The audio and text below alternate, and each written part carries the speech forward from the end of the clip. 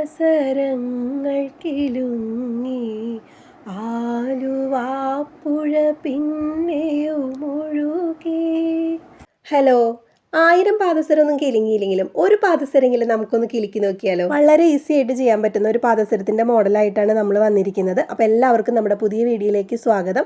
അപ്പോൾ ഇത് നമുക്ക് ബ്രേസ്ലെറ്റ് ആയിട്ടും വേണമെങ്കിൽ യൂസ് ചെയ്യാൻ പറ്റും. അതിൻ്റെ കൊളുത്ത് മാത്രം മാറ്റി കൊടുത്താൽ മതി. നല്ല കട്ടിയുള്ള കണ്ണികളുള്ള പോലത്തെ ചെയിനാണ് ഇത് വരുന്നത്. ഇത് കട്ട് ചെയ്ത് കളയേണ്ട ആവശ്യമില്ല. നമുക്ക് ആ കണ്ണി അകത്ത് ഇതിൽ നിന്ന് നമ്മുടെ ആവശ്യത്തിനുള്ള പീസ് നമുക്ക് എടുക്കാൻ പറ്റും കേട്ടോ. പിന്നെ നമ്മൾ എടുത്തിരിക്കുന്നത് കുന്തൻ സ്റ്റോൺ ആണ്. ഇത് 3 ഹോൾ വരുന്ന കുന്തൻ സ്റ്റോൺ ആണ്. പിന്നെ നമ്മുടെ പാദസരത്തിൻ്റെ കൊളുത്താണ് കേട്ടോ വരുന്നത്. മണിയൊക്കെ ഉള്ള അടക്കം വരുന്ന കൊളുത്താണ്.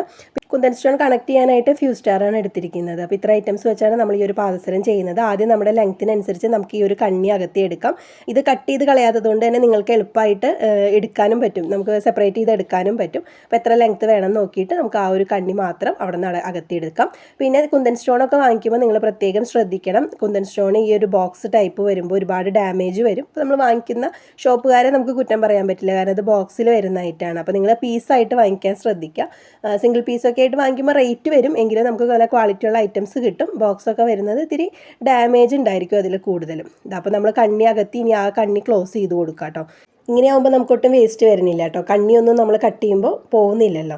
ഇനി ഇതിനെ എങ്ങനെയാണെന്ന് വെച്ചാൽ ഇതിൻ്റെ ഈ ഓരോ സൈഡുകളിൽ നമ്മുടെ കുന്തൻ സ്റ്റോൺ നമ്മൾ കോർത്ത് കൊടുക്കുകയാണ് ചെയ്യുന്നത്. ഞാനിവിടെ സെൻറ്റർ നോക്കിയിട്ട് സെൻറ്ററിൽ ആദ്യം തന്നെ ഒരു സ്റ്റോൺ കണക്ട് ചെയ്ത് കൊടുത്തിട്ട് പിന്നെ 2 സൈഡിലേക്കും ഒരേ അകലത്തിലും ഒരേ എണ്ണം സ്റ്റോണുകൾ ചെയ്ത് കൊടുക്കുകയാണ്. അപ്പോൾ നമ്മൾ ഫ്യൂ സ്റ്റാർ എടുത്തു, അതിന് 2 പീസാക്കി. അപ്പോൾ അതിൻ്റെ ആ ഒരു മൊട്ട് വരുന്ന ഭാഗം കട്ട് ചെയ്ത് കളയണം. ഞാൻ കോർത്തതിന് ശേഷം കട്ട് ചെയ്യുന്നത് കേട്ടോ. നിങ്ങൾ കട്ട് ചെയ്ത് കളഞ്ഞിട്ട് കോർത്താലും മതി. ഇനി നമ്മൾ ഏതെങ്കിലും ഒരു ഹോളിലൂടെ ഇതുപോലെ കോർത്തെടുത്തിട്ട് അതിനൊന്ന് പിരിച്ചു കൊടുക്കുക.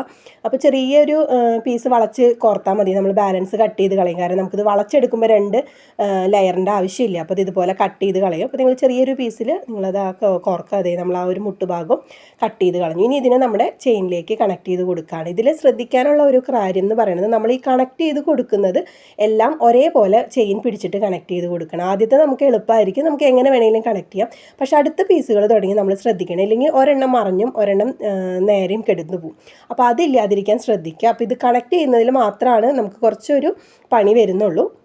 അത് ശ്രദ്ധിച്ച് കഴിഞ്ഞാൽ അതും ഈസി ആയിട്ട് പോകും കേട്ടോ. അപ്പോൾ ഇതുപോലെ അതിലേക്ക് കോർത്ത് ചെയിനിലേക്ക് കോർത്ത് നമ്മൾ ആ കുന്തൻ സ്റ്റോണിൻ്റെ ആ ഒരു ഹോൾ വരുന്ന ഭാഗം ഉണ്ടല്ലോ അവിടെ ഇതുപോലെ ചുറ്റി കൊടുക്കുക.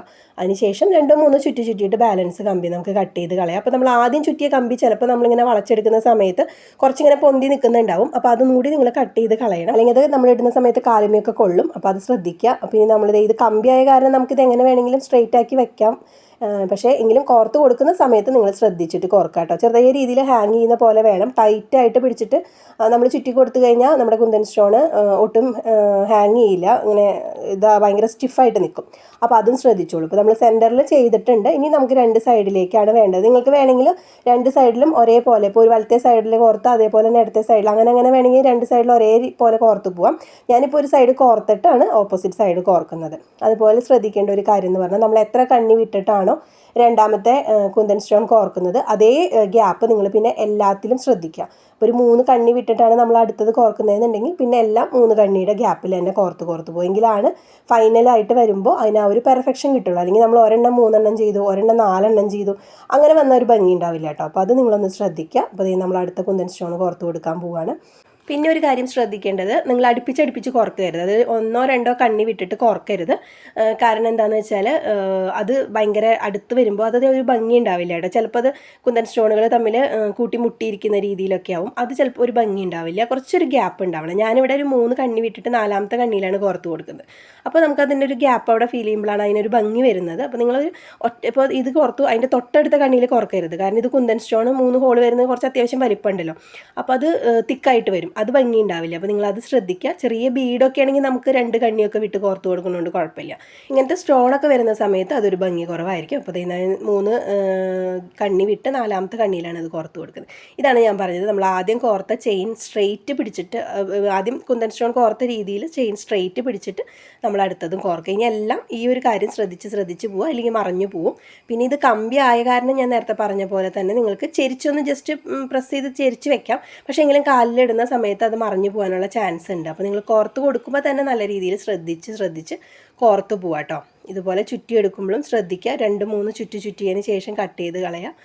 പിന്നെ ഞാൻ നേരത്തെ പറഞ്ഞ പോലെ ആ കമ്പി നിൽക്കുന്നുണ്ടെങ്കിൽ അതും കട്ട് ചെയ്ത് കളയാൻ മറക്കരുത്. പിന്നെ ഇന്നത്തെ വീഡിയോയിൽ ഞാനൊരു ചെറിയ പാട്ടൊക്കെ പാടിയിട്ടുണ്ട്. വളരെ ബോറായിട്ടുണ്ടാവും എന്ന് എനിക്കറിയാം, എങ്കിലും നിങ്ങളുടെ അഭിപ്രായം ഒന്ന് കമൻറ്റ് ചെയ്യാൻ മറക്കണ്ട കേട്ടോ. ഫസ്റ്റിൽ തന്നെ എന്ത് വോയിസ് കൊടുക്കുന്നുള്ള ഇങ്ങനെ ആലോചിച്ചിരുന്നപ്പോൾ എനിക്ക് തോന്നി പാദസരത്തിൻ്റെ വീഡിയോ ആണല്ലോ, എന്നൊരു പാദസരത്തിൻ്റെ ഒരു പാട്ട് പാടിയവരോ. അത് പാട്ട് പാടാനൊന്നും അറിയില്ലെങ്കിലും ചെറിയ രീതിയിൽ ഞാനൊന്ന് ട്രൈ ചെയ്തതാണ് കേട്ടോ. എന്തായാലും മോശമായിട്ടുണ്ടെന്നുണ്ടെങ്കിൽ നിങ്ങൾ മോശമാണെന്ന് പറഞ്ഞ് തന്നെ കമൻറ്റ് ചെയ്യണം. അപ്പോൾ പിന്നെ ഞാൻ ഈ ഒരു അറ്റംപ്റ്റ് ഇവിടെ വെച്ച് തന്നെ നിർത്താമെന്ന് വിചാരിച്ചിട്ടാണ് കേട്ടോ. അപ്പോൾ നിങ്ങൾ ഇതുവരെ എല്ലാ വീഡിയോസും എനിക്ക് സപ്പോർട്ട് ചെയ്ത് തന്നിട്ടുണ്ട്. അപ്പോൾ ഇതിൽ ഞാൻ നിങ്ങളുടെ സപ്പോർട്ട് പ്രതീക്ഷിക്കുന്നു. സപ്പോർട്ട് എന്ന് വിചാരിക്കുമ്പോൾ പാട്ട് മോശമായാലും നന്നായിട്ടുണ്ട് പാടിക്കോ എന്ന് പറയുന്ന രീതിയിലല്ല, മോശമായിട്ടുണ്ടെങ്കിൽ മോശമായിട്ടുണ്ട്, ഇനി ഇങ്ങനെ വേണ്ട എന്നുള്ള രീതിയിലുള്ള സപ്പോർട്ടാണ് കേട്ടോ ഞാൻ പ്രതീക്ഷിക്കുന്നത്.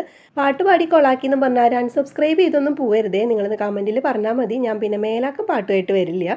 അപ്പോൾ അതേ നമ്മൾ 2-3 എണ്ണം കോർത്ത് കഴിഞ്ഞിട്ടുണ്ട് കേട്ടോ. അപ്പോൾ ഒരു സൈഡിലേക്ക് എത്ര എണ്ണം വരും എന്ന് നോക്കിയിട്ട് വേണം നിങ്ങൾ ഓപ്പോസിറ്റ് സൈഡിൽ കോർത്ത് കൊടുക്കാനായിട്ട്. ഇപ്പോൾ നമുക്കിവിടെ 3 എണ്ണം വന്നിട്ടുണ്ട്. ഇതേ ഗ്യാപ്പിൽ ഞാനിത് ഫുള്ളായിട്ടൊന്ന് കോർത്തിട്ട് എത്ര എണ്ണം വരും എന്ന് ഞാൻ നിങ്ങൾക്ക് കാണിച്ചു തരാം. അപ്പോൾ ഇങ്ങനെയാവുമ്പോൾ നമുക്ക് കറക്റ്റ് ഗ്യാപ്പിൽ തന്നെ കിട്ടും കേട്ടോ. നമ്മൾ ഫസ്റ്റ് മുതൽ കോർത്ത് കൊടുക്കുകയാണെങ്കിൽ ചിലപ്പോൾ നമ്മുടെ ലാസ്റ്റൊക്കെ വരുമ്പോൾ വളരെ ഗ്യാപ്പ് കൂടി വരും. അപ്പോൾ അതില്ലാതിരിക്കും ഇങ്ങനെ ചെയ്യുന്നതാവും നല്ലത് കേട്ടോ. ബ്രേസ്ലെറ്റ് ആയിട്ട് നമുക്ക് യൂസ് ചെയ്യാൻ കാണും, നല്ല ഭംഗിയുണ്ട് ആ സ്റ്റോൺ അങ്ങനെ ഹാങ് ചെയ്ത് കിടക്കുന്നത് കാണാം. ഇനി നമുക്കിതിൽ ഫുള്ള് സ്റ്റോണുകൾ കോർത്തിട്ട് നോക്കാം ഒരു സൈഡിലേക്ക് എത്ര എണ്ണം വന്നു. നമുക്കിവിടെ മൊത്തം 13 എണ്ണമാണ് വന്നിരിക്കുന്നത്. അപ്പോൾ സെൻറ്ററിൽ ആ ഒരെണ്ണം കഴിച്ച 2 സൈഡിലേക്കും 6 എണ്ണം വെച്ച് വന്നിട്ടുണ്ട്. പിന്നെ ഞാൻ കുറച്ച് 2 സൈഡിലും ഗ്യാപ്പ് ഇട്ടിട്ടുണ്ട്. നമ്മൾ കൊളുത്തിടുന്നതിൻ്റെ അടുത്തേക്ക് വേണ്ടി നമ്മൾ കുന്തൻ സ്റ്റോൺ കോർത്ത് കൊടുത്തിട്ടില്ല, അതൊരു ഭംഗിയായിട്ട് എനിക്ക് തോന്നിയില്ല. കുറച്ച് ഗ്യാപ്പ് ഇട്ടിട്ടാണ് നമ്മൾ നിർത്തിയിരിക്കുന്നത് കണ്ടോ. ഇനി നമുക്ക് ഇതിലേക്ക് നമ്മുടെ പാദസരം കോർത്ത് കൊടുക്കുക. അപ്പോൾ പാദസരം കോർത്ത് കൊടുക്കുമ്പോഴും ശ്രദ്ധിക്കുക നമ്മുടെ സ്റ്റോണൊന്നും മറിഞ്ഞു പോകാത്ത രീതിയിൽ. നമ്മൾ സാധാരണ വെള്ളി പാദസരമൊക്കെ കോർക്കുമ്പോഴും നമ്മൾ ശ്രദ്ധിക്കില്ല, ഡിസൈൻ മറിഞ്ഞു പോകാത്ത രീതിയിലല്ലേ നമ്മൾ ഇടുക. അപ്പോൾ അതൊന്ന് ശ്രദ്ധിച്ചിട്ട് നിങ്ങൾ ഇടുക. ആദ്യം ഒന്ന് ഇട്ട് നോക്കിയിട്ട് എന്തെങ്കിലും വ്യത്യാസം വരുന്നുണ്ടെങ്കിൽ നിങ്ങൾക്ക് അയച്ചിട്ട് വീണ്ടും അത് കോർത്ത് കൊടുക്കുക. അങ്ങനെ നമ്മുടെ പാദസരം ഇവിടെ റെഡി ആയിട്ടുണ്ട്. ഇപ്പോൾ നമുക്ക് ആൻറ്റി ടെർണിഷിൽ ഇതുപോലെ ഒരുപാട് ഹാങ് ചെയ്ത് കിടക്കുന്ന പാദസരങ്ങൾ കാണാറില്ലേ. അപ്പോൾ അതേ ഒരു മോഡലിലൊക്കെ നമുക്ക് ഹാൻഡ് മെയ്ഡായിട്ട് ഇതുപോലെ ചെയ്തെടുക്കാൻ പറ്റുകയാണെങ്കിൽ നമ്മുടെ ഇഷ്ടത്തിനുള്ള കളറിൽ ഡിസൈനിൽ നമുക്ക് ചെയ്തെടുക്കാൻ പറ്റും. ഇപ്പോൾ കൂടുതലും ആൻറ്റി ടെർണിഷ്ഡ് ഐറ്റംസ് ആണ് കുറച്ച് ട്രെൻഡിൽ നിൽക്കുന്നത്. അപ്പോൾ നിങ്ങളിതൊന്ന് ട്രൈ ചെയ്ത് നോക്കാട്ടെ എല്ലാവരും. നിങ്ങൾക്ക് ഈ ഒരു സ്റ്റോണിന് പകരം ബീഡ്സുകളൊക്കെ അറേഞ്ച് ചെയ്തിട്ടും ചെയ്യാം, അതുപോലെ ചാംസൊക്കെ ഇട്ടിട്ടും ഇതുപോലെ ചെയ്തെടുക്കാം കേട്ടോ. അപ്പോൾ ഇതിൻ്റെ ഫൈനൽ ലുക്ക് ഇഷ്ടമായിട്ടുണ്ടെന്നുണ്ടെങ്കിൽ ഇതുപോലത്തെ വീഡിയോസിനായിട്ട് ചാനൽ സബ്സ്ക്രൈബ് ചെയ്യുക, ലൈക്ക് ചെയ്യുക, ഷെയർ ചെയ്യുക, കമൻറ്റ് ചെയ്യുക. നമ്മൾ ഓൺലൈൻ പെയ്ഡ് ക്ലാസ് കൊടുക്കുന്നുണ്ട് കേട്ടോ. ജ്വല്ലറി മേക്കിങ്ങിൻ്റെ ഡീറ്റെയിൽസ് അറിയാൻ സ്ക്രീനിൽ കാണുന്ന നമ്പറിൽ കോൺടാക്ട് ചെയ്യുക.